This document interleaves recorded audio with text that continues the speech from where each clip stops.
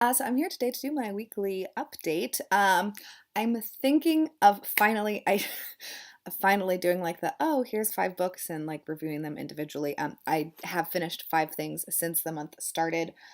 So these are because I filmed my April wrap up. I just haven't posted it yet. So I'm not really going to talk about them, but I basically, I mean, I like slammed through these yesterday. I think yesterday because I couldn't help myself.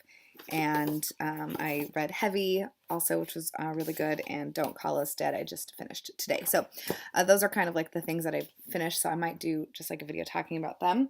But anyways, currently I am reading many, many things.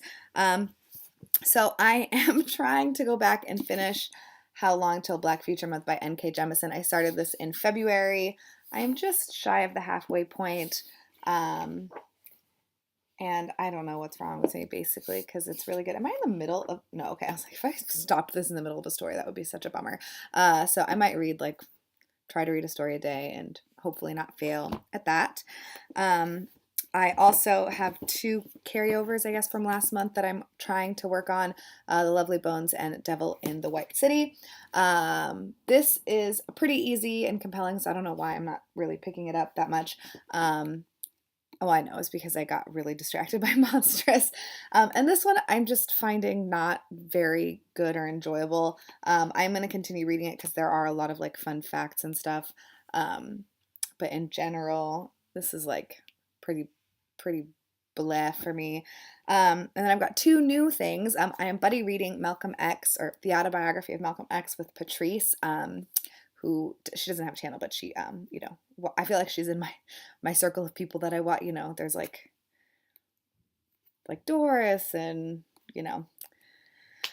I'll stop talking. This is so good and so upsetting so far. I've only read chapter 1, but this is already just like so good, and I don't know why I haven't read it up until this point. I feel like when you hear the name Malcolm X, you get a little intimidated because I think of him as like this like super like intelligent person, and I don't know, there's just certain books that you're intimidated by, and that was one of the ones that I was intimidated by, but I'm very pleased and I'm finally reading it. And then the next thing that I'm reading is Little Boxes. This is an essay collection. It's 12 writers on television. And this I'm finding extremely interesting so far. I have read the first 3 essays. The first one was on Northern Exposure, then Twin Peaks, and then The Cosby Show. And this is since Cosby has been you know, So it is really interesting to have someone that had that be such an integral part of their life, that TV show, go back and kind of like comment on it in light of new information that we have. And yeah, I think it's really interesting. I've never even heard of Northern Exposure, but I still thought that essay was actually really, really interesting. And I was never a Cosby Show watcher, but again, I feel like, I don't know. So I'm curious to know because there's a couple other shows in here that I haven't watched, so I'm just curious about how the essays are going to feel to me since I haven't seen the shows. But based on what I know so far, it is okay.